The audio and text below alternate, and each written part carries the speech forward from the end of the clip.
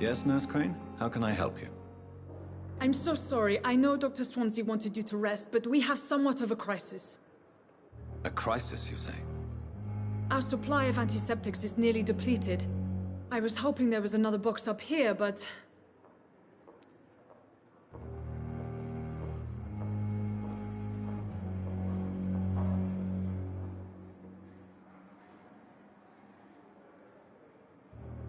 Sorry.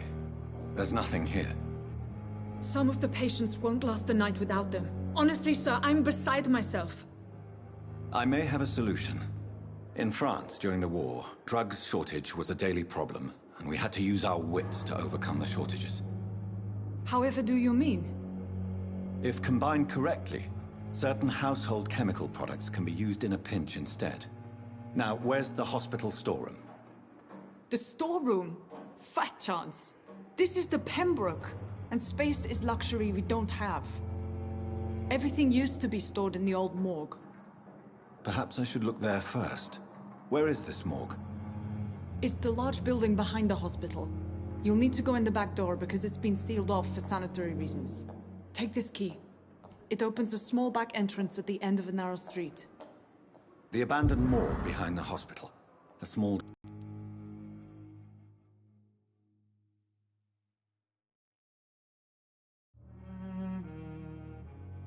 narrow street. On my way then. Thank you, nurse.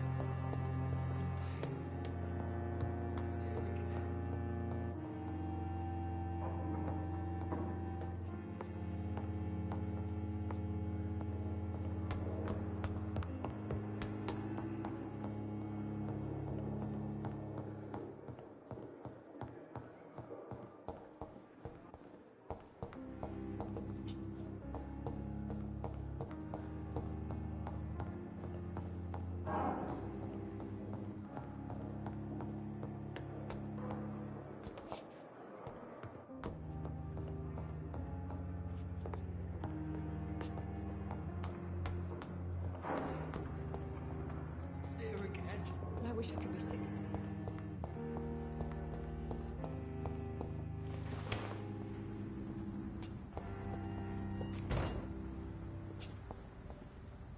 I cannot enter. Scowl voices in the garden. I should investigate. If they were to find somebody...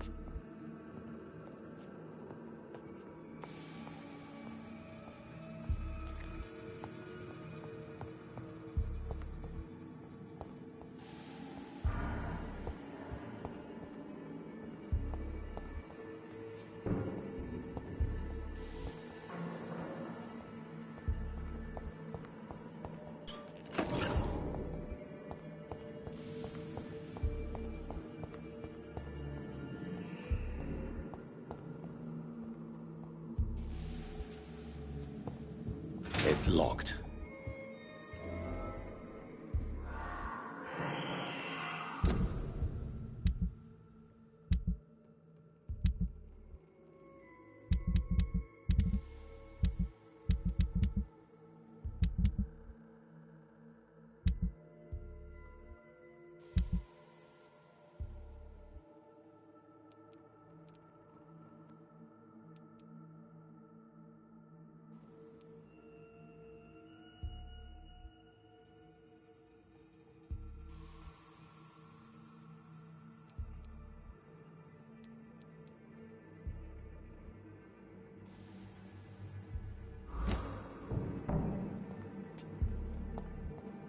I cannot enter.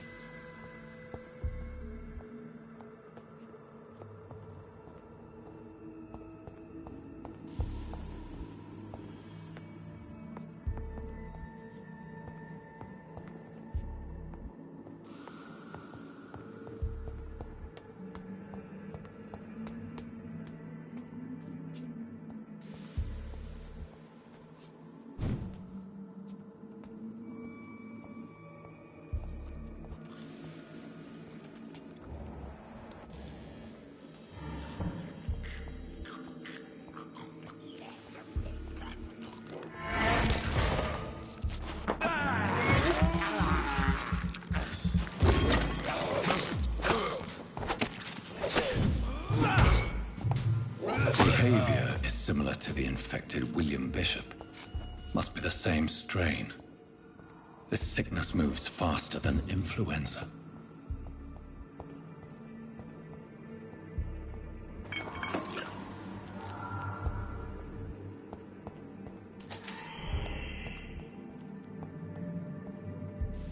It's locked.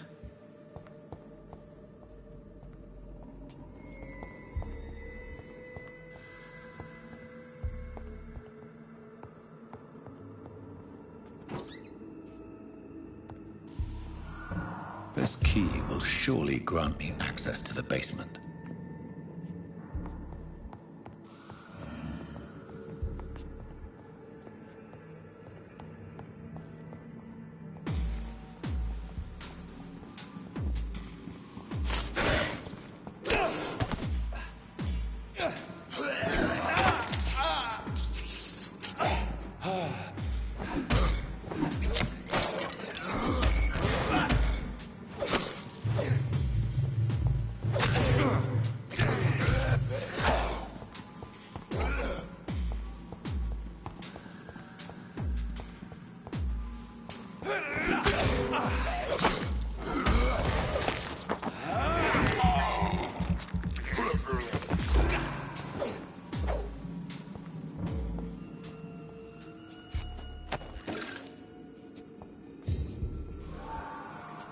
I cannot enter.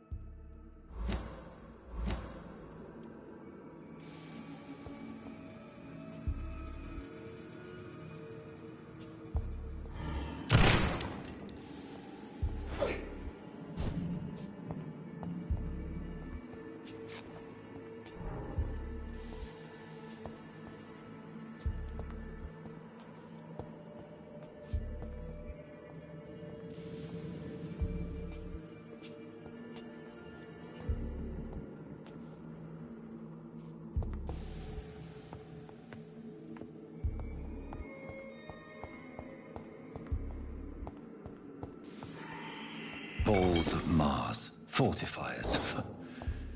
As popular as they are ineffective. But they do contain iron tartrate, and that might prove itself useful.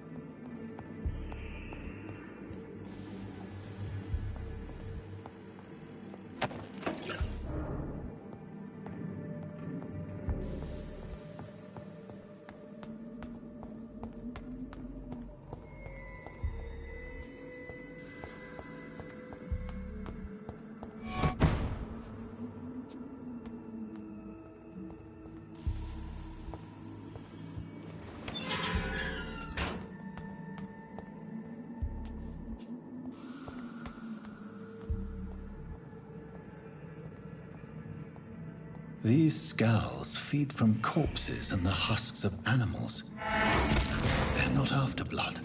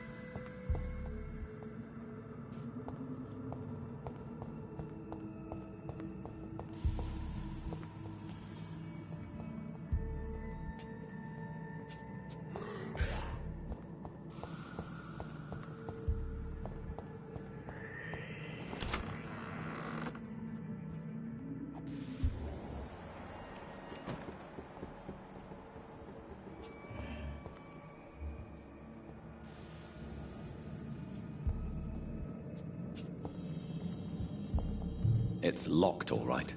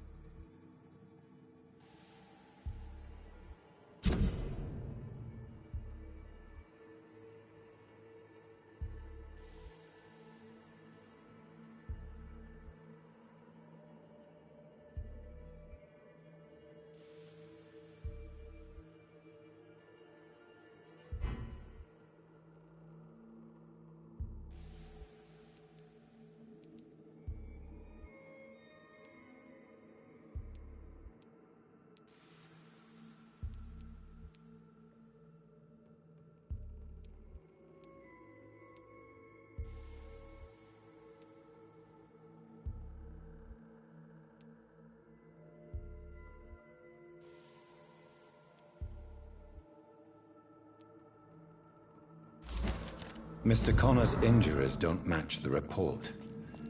I'd better look into this.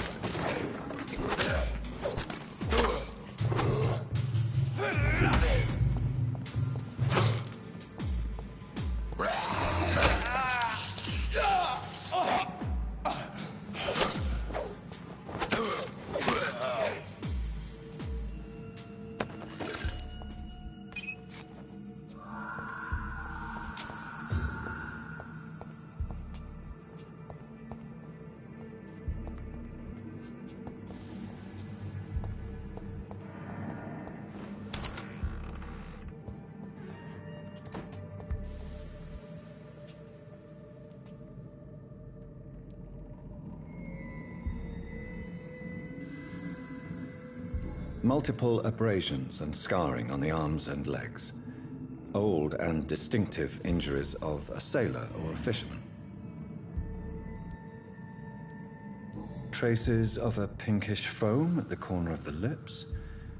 Some sort of drug overdose, perhaps? The chest was originally open to perform the operation.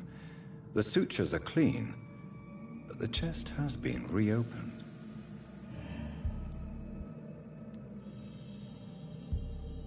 A puncture over the left lung, possibly a chest tube insertion. Not the cleanest work, but I think it was successful. Signs of internal bleeding. So, Dr. Tippett's anesthetics were incorrectly dosed, causing the patient. Tippett has made an egregious error. It's time we talked.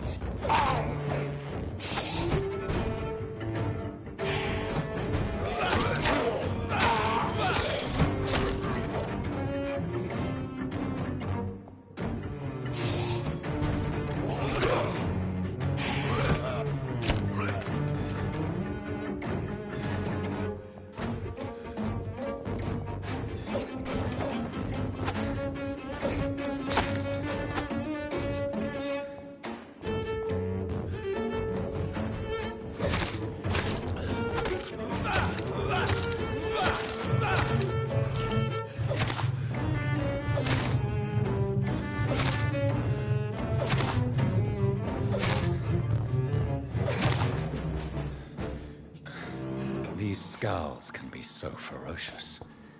I'm not sure I can defeat them without becoming stronger. To drink blood is so tempting.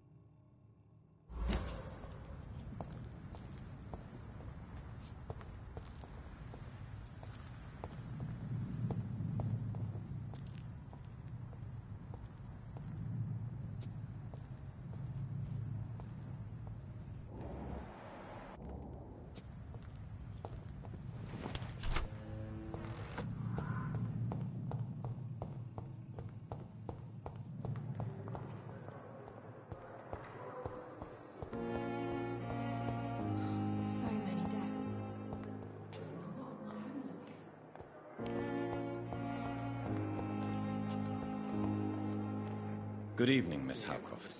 How are you tonight? I need blood, Doctor. Warm, rich, vibrant blood.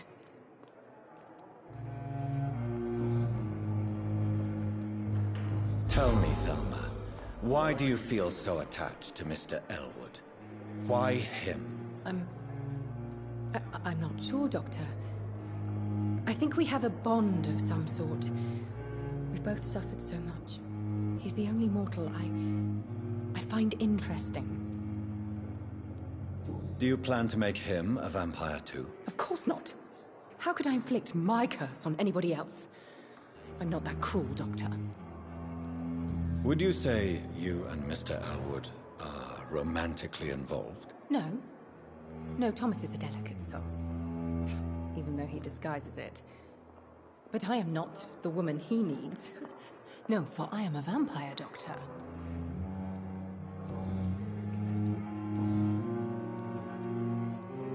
I'll leave you, Mistress of the Dark, to your nocturnal activities.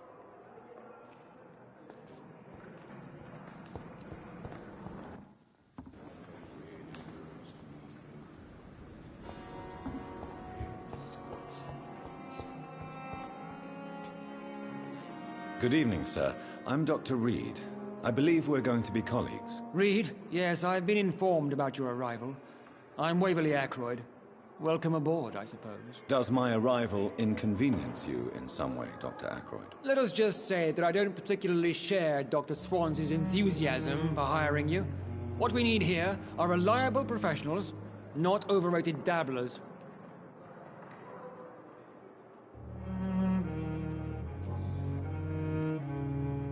If you have a problem with me, Dr. Ackroyd, please feel free to tell me. Dr. Swansea has imposed your presence on this hospital without asking anyone's advice. The benefit of his position. But I don't agree with it. I know we've never met before, but I believe this hospital could use all the help it can get. You will agree with that, I'm sure. Oh, but I have heard about you, Dr. Reed. Of course, you can't say the same about me, since I have not wasted my time courting the press. There is no need for such animosity between us. Don't you think the epidemic is already enough to deal with? That is one point we could agree on. And that is precisely why I want to be sure that you will be of help to this hospital, instead of a burden. Since your tenure in this hospital is longer than mine, perhaps you can tell me more about this place. Let's just say I'm tired of the carelessness around me.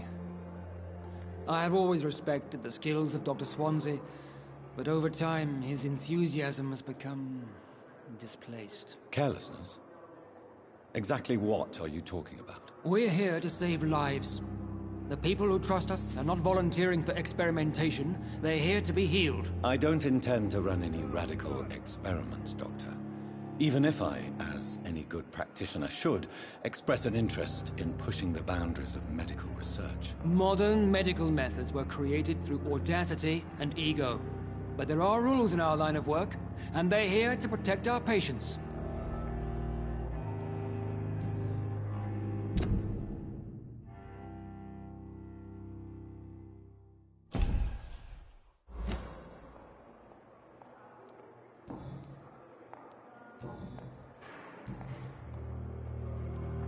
I don't know what you've heard about me, but I have already proved my value as a practitioner. I don't question your skills, Dr. Reed, but your motive. Is it money, fame, or are you truly dedicated? And what exactly is that supposed to mean? I served in the war just like you. But unlike you, I did not use the wounded to play the modern sorcerer. Be careful what you insinuate, Dr. Ackroyd. I only want you to admit you used those men to improve your theories.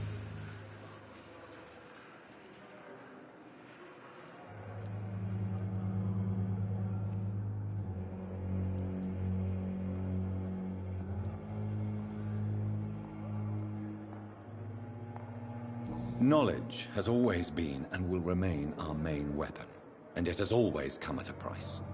And personal initiative. It is not a question of initiative, it is a question of integrity. These men and women have put their faith in us, Dr. Reed. It seems you have bad memories of your military service. I refuse to see this industrial slaughter as scientific progress. War only reveals the worst in men. We can at least agree on something, Dr. Ackroyd. Thank you for your time. We'll talk later.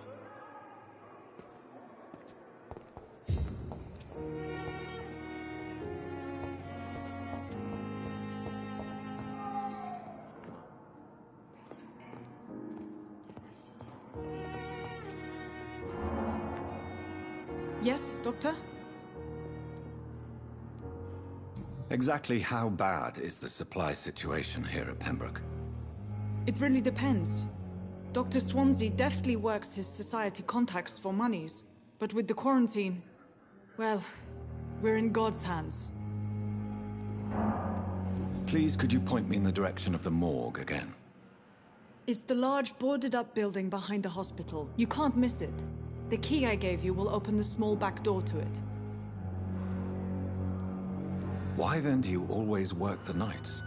Don't you ever sleep? At the Pembroke, we're always hands on deck.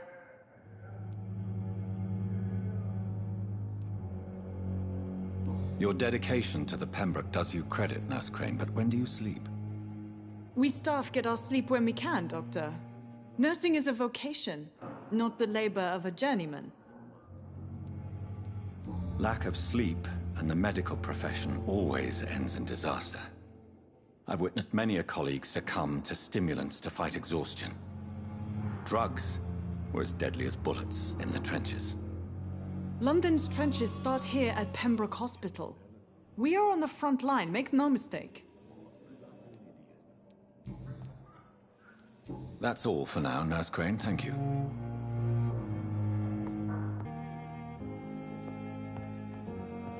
I will not let you down, my boy.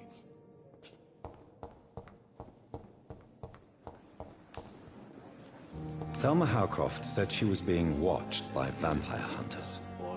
Where are they hiding? I should investigate.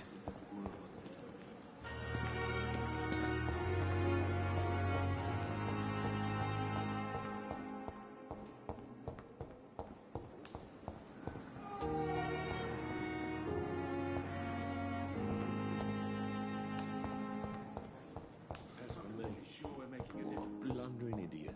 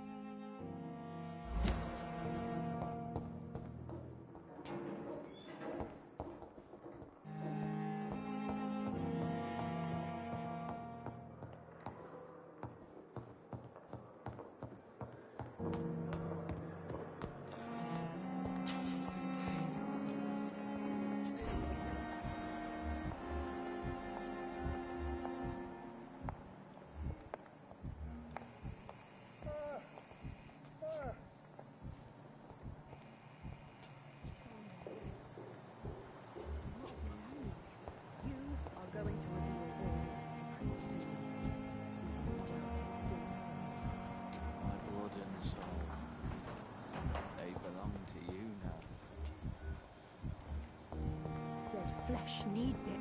Oh, please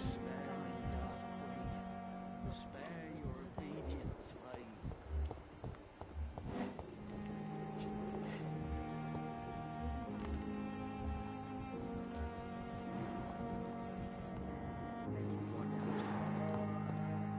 Never could get Finally, you've returned, Doctor. Did you find anything of value? Yes, nurse. You've worked your first miracle, Doctor. Now, this patient here needs immediate treatment. Duty calls. When the storm has passed, I'll show you how to mix the remedy yourself with the same basic ingredients. Many thanks, Doctor. When you finished, you ought to report to Dr. Swansea in his office. He's been looking for you. Seemed pressing.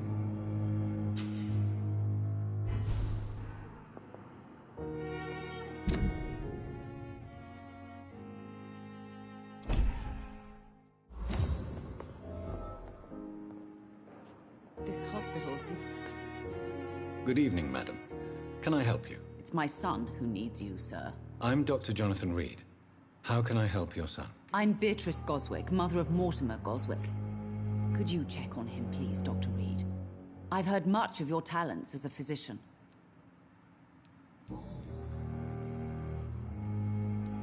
What can you tell me about yourself, Mrs. Goswick? Not much to say. Just take care of my Mortimer and I'll cover all the expenses. That's all that matters. Are you really that rich? Most of the patients here are of a more humble origin, if I may say so. Yes. Thanks to my husband. May he rest in peace. I can cover any needed medical expenses. May I ask if you have an occupation, Mrs. Goswick? I'm a teacher by profession. I teach young women who are more ambitious about their futures than their families. What do you think of your reception here? Any complaints? I have had the uttermost reservations about this hospital since we arrived. But we had no other choice, considering the state of emergency. Is there something in particular that's bothering you?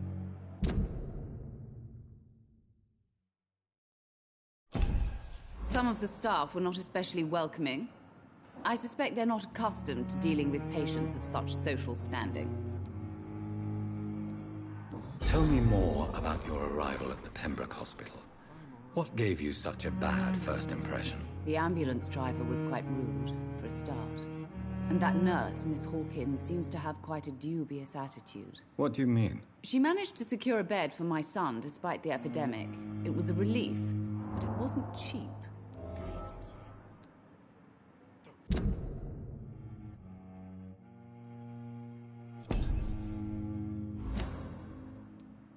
She charged you for a bed? Yes, and I paid without question, considering the urgency of the situation. I share your concern, Mrs. Goswick. Be sure that I'll talk to the people involved. I don't expect compensation, Dr. Reed. But I'm aware such behavior would not be tolerated in other hospitals.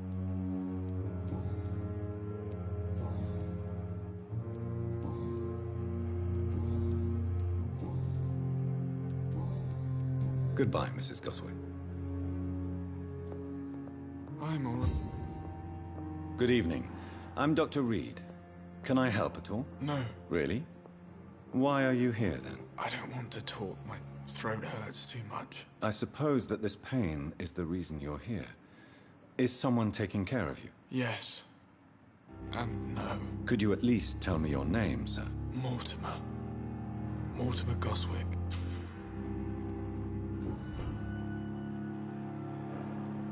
How painful is your throat, Mr. Goswick? So painful I'd rather not talk at all, Doctor. I'm sure you realize a doctor and his patient have to communicate, sir. Would it help if I gave you some paper and a pen? Not really. I see. Then maybe it's not just your throat that hurts, Mr. Goswick. Perhaps your sore throat is just the consequence of something more hurtful. Yes, maybe. But I don't want to talk or even write about it now. How painful is your throat, Mr. Goswick? So painful I'd rather not talk at all, Doctor. I'll let you get some rest, then. I'm all right. Good evening, Mr. Goswick. How are you? I'm okay.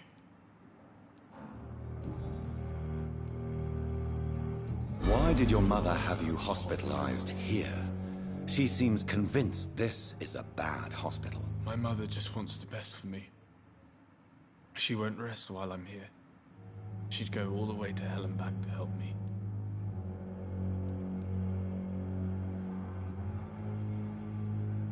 Pembroke Hospital may look unorthodox, but rest assured you're in good hands here. It's not me you have to convince, Dr. Reed. It's my mother. Is your mother bothering you?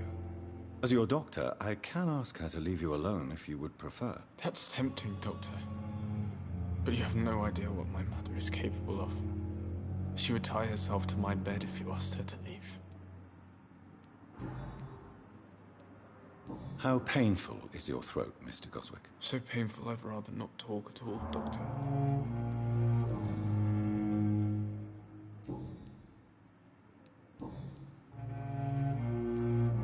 Tell me about yourself, Mr. Goswick. I don't want to talk, Doctor.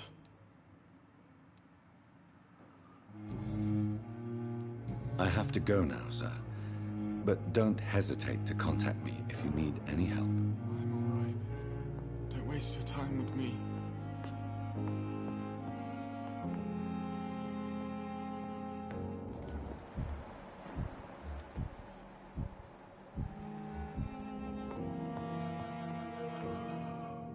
Good evening, Doctor. I believe we're going to be working together. Dr. Reed. Dr. Swansea informed us of your arrival, but I could not dare to believe we'd have such good fortune. Such an honor, sir. Thank you. And you are? I am Thoreau Strickland, Dr. Thoreau Strickland. I'm a great admirer of your work, Dr. Reed.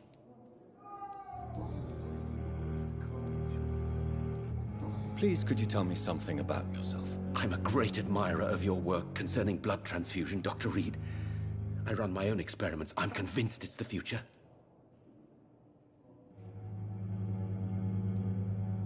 What made you choose to be a doctor? I'm not ashamed to admit you and your work have inspired me. I am honored to have the opportunity to work by your side.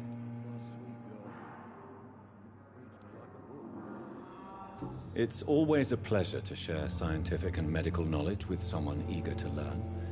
I'll be glad to help you if I can.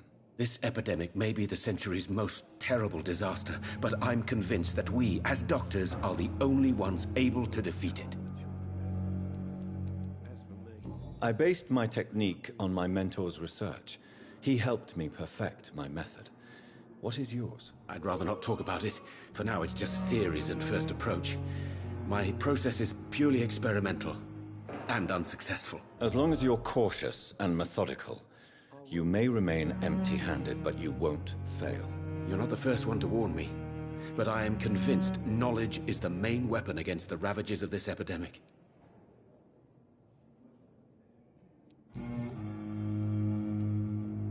What can you tell me about the Pembroke? Well, it has always been an honor to work with Dr. Swansea, but with your arrival,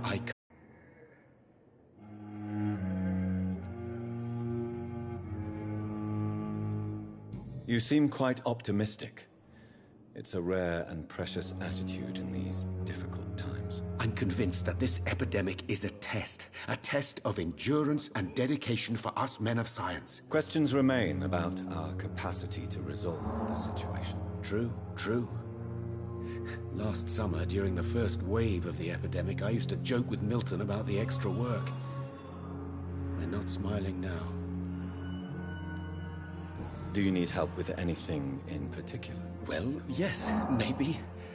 I'm waiting for a batch of products I ordered for my personal research, yet my supplier seems to have vanished. Do you want me to play the errand boy for you? Oh no, Dr. Reed.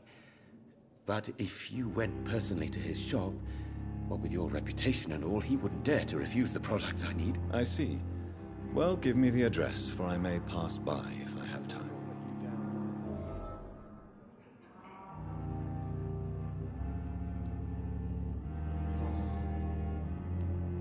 What do you think of Dr. Ackroyd's aversion to modern medical methods? It's a shame he's so narrow-minded. Dr. Swansea taught me that science is about exploring uncharted territory. I'm convinced that's true. With the influenza and all that's going on, you should put your differences aside, don't you think? Why is it so difficult to work together? I believe that if Dr. Ackroyd had been the one to discover the transfusion process, he would be the first to recommend its use. So you believe it's just a question of jealousy and pride? Dr. Ackroyd is as proud as he is blinded by his obsolete concept of medical science.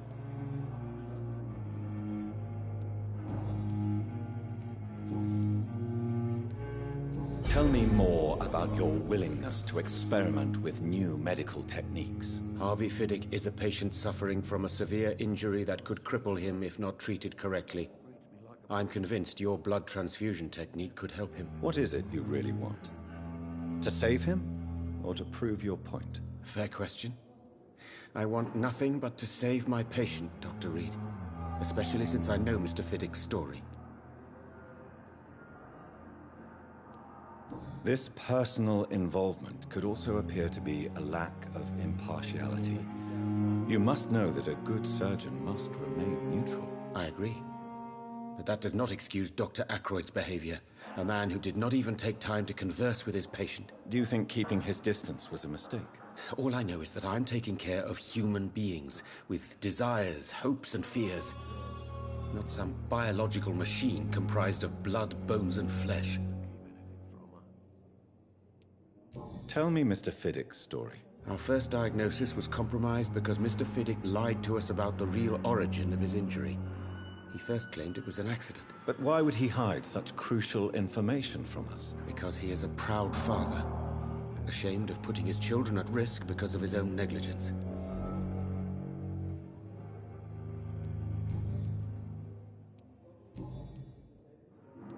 Goodbye, Dr. Strickland. Good evening, sir. Good evening, sir. I'm Dr. Reed. May I help you? I don't know if a third opinion is needed. Your colleagues are already arguing about my condition. I see. Would you mind telling me more about your situation? I'm Harvey Fiddick. All I want is to get me bloody arm fixed properly. Tell me about yourself, Mr. Fiddick. I'm just a regular guy waiting to get his arm fixed, so I can return to work and to my family. I was more curious about what you were doing before being hospitalized. I'm a carpenter, and a good one too. But that means I need both arms to feed my family, Dr. Reed. Are you satisfied with your treatment here? Well, it's clear that I've chosen a bad time to be injured. Forgive my bluntness, but you seem overwhelmed by cases of the flu.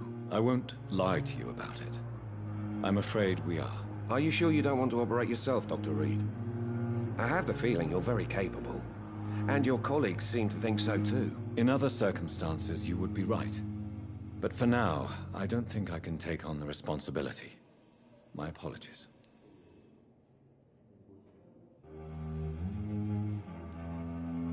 Tell me about the doctors who are arguing about your case. Strickland and Aykroyd. They both want the best for me, but there's a lot of pride there. Doctors are no different from carpenters, it seems. What do you mean? I often had professional arguments with rivals on a building site. Difference is I disagreed about wooden nails, not flesh and bones.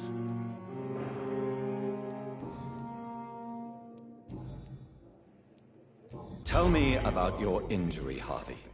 Why do you feel so guilty about it? My wife died because of me. And now I may lose everything because I've been careless enough to hurt myself. What an arsehole.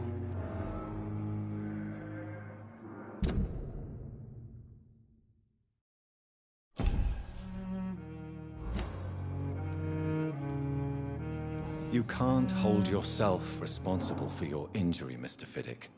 Unless you tried to hurt yourself. Of course I didn't hurt myself. But I can't work until my arm is fixed. My children need to eat, Doctor. How could your job be responsible for your wife's death? I was working a double. She went out to bring me a hot meal and got caught in a German bomb raid. Tell me more about the death of your wife, Harvey. 1915. I was in the army, building workshops for the Royal Flying Corps. Helen was happy I wasn't sent to the front. What happened? The Germans sent Zeppelins to bomb the construction site, but they missed their target. My wife was bringing my dinner when the bombs fell.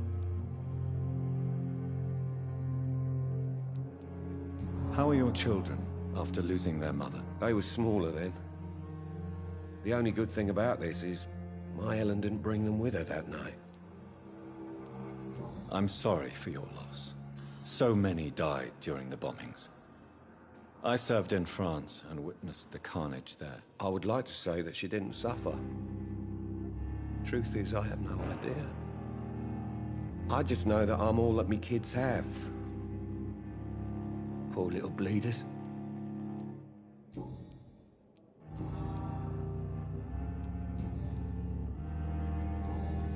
Goodbye for now, Mr. Fiddick. I'll see you later. You always knew the words to calm the children, Helen.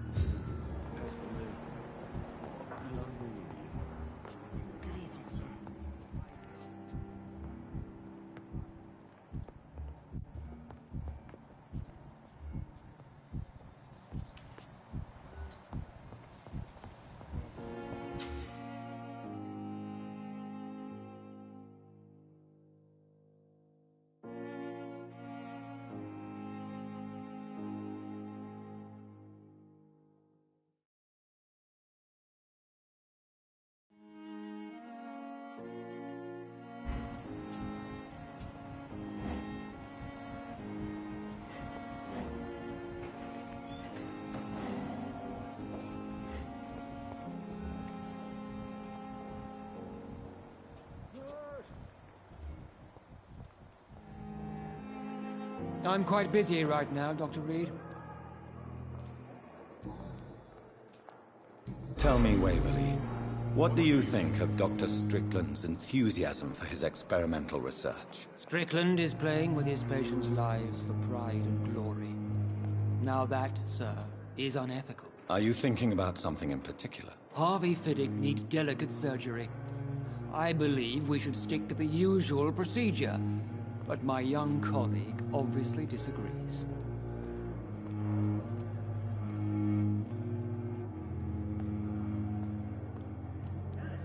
And are you not afraid that your rivalry with Strickland may be blinding you? Rivalry? I guess you could call it that. But I will never be childish enough to let my personal feelings affect my judgment.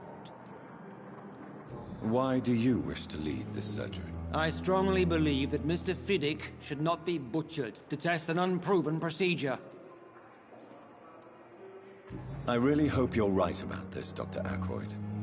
I'm trusting your judgment on this. I'm not the kind of man who runs away from his responsibilities, Dr. Reed. There is no need for you to be looking over my shoulder.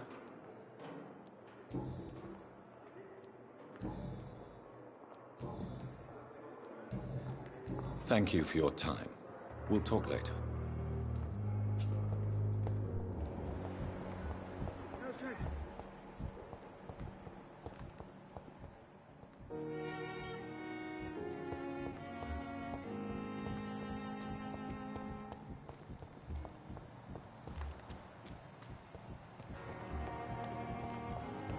It's locked. I'm sorry you ended up on my plain and cold medical bench, sir. I understand you must be very angry about this unfair situation. I managed to arrange to have you buried in the same mass grave as your wife. I hope that might help.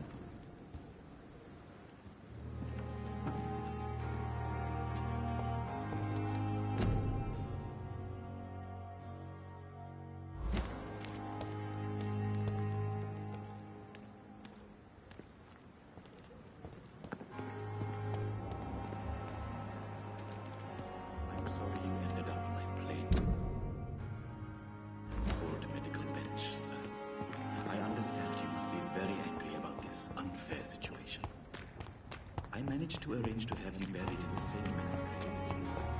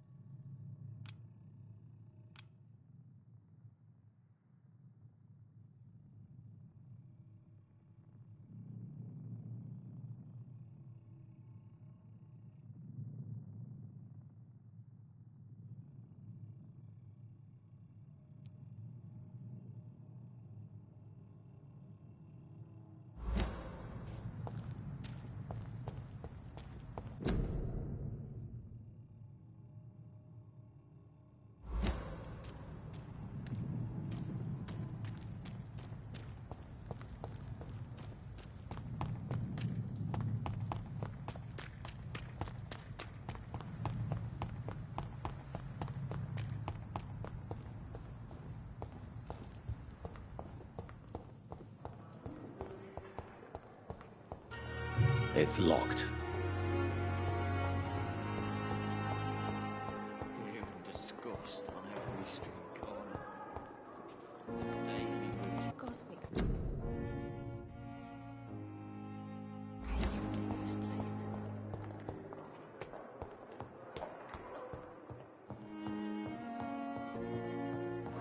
I cannot enter.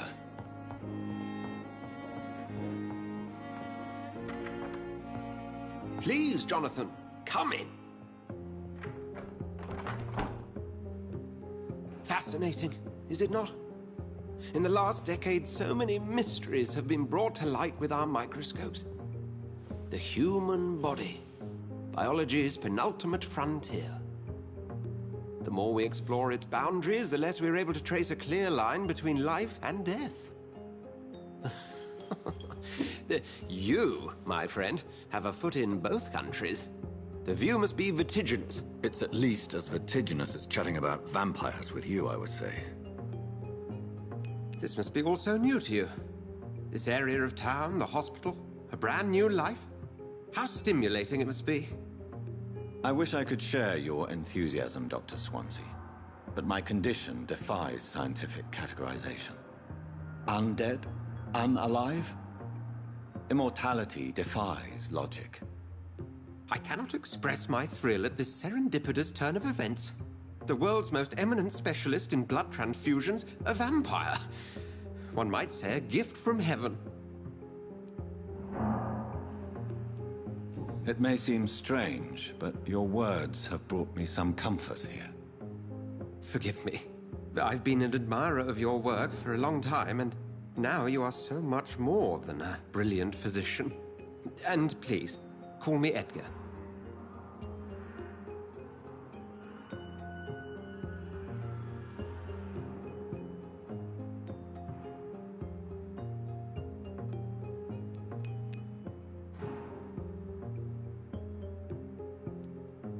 I'm not some doe-eyed student, Edgar. I understand we both have something to gain from this relationship. Very well. I have a task for you, Jonathan. Something that will require all your newfound skills. Please, go on.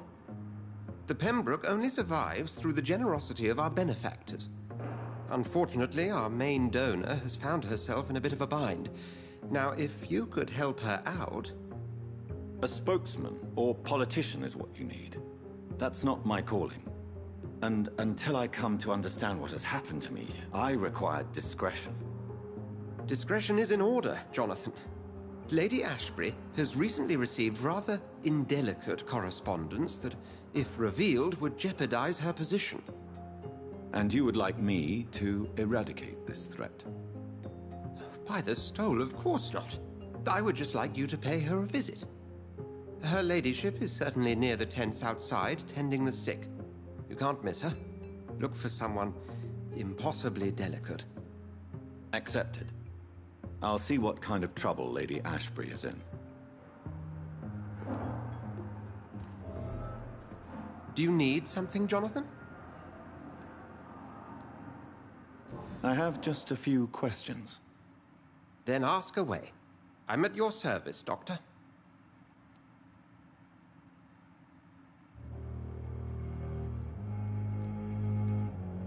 Since you seem quite the expert on vampires, what could you tell me about my condition and how it came about?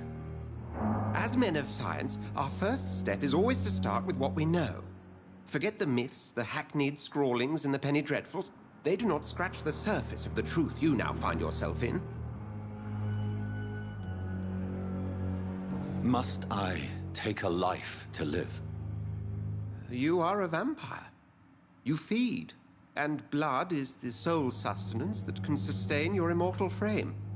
And only a living creature contains the nourishment you require. The sun. The morning following my transformation. Its rays burned me. There was pain, smoke, and my skin blackened. You will find there is very little that can kill a vampire, my friend. You have been offered relative immortality. The sun will most certainly hurt you, leaving you weakened and damaged. but it will not destroy you. You mentioned something about a secret society. A brotherhood, if I recall. Could you elaborate? Certainly. I've been a member of the Brotherhood of St. Paul's Stole for several years. We are pledged to monitor and report vampire activity in England as impartial scientific observers.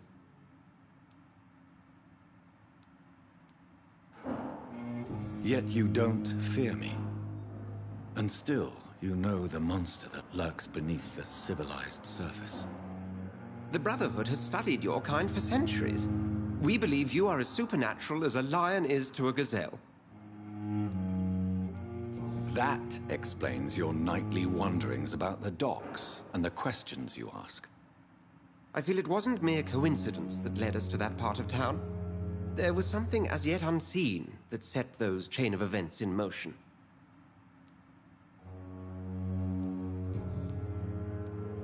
Since I'm the one working for you, what should I know about Pembroke Hospital?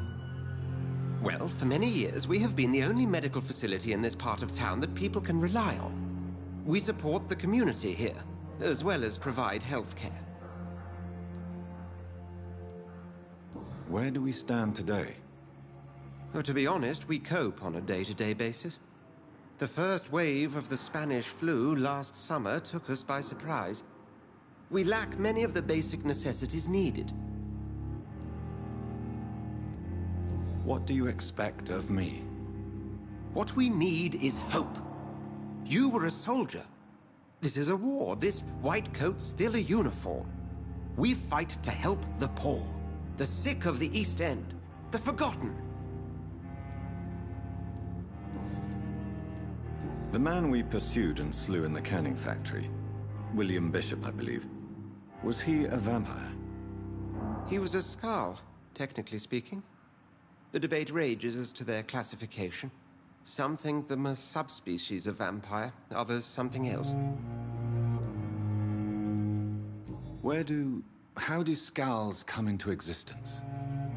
The name means slave. The etymology may indicate that they are a lesser species of vampire. From what I know, vampires tend to despise them. Just for clarity, what differences are there between myself and a Skald? A Skald is easier to eliminate, Jonathan, even if they remain formidable foes for the unprepared. Vampires... Now, vampires exist beyond the mortal realm.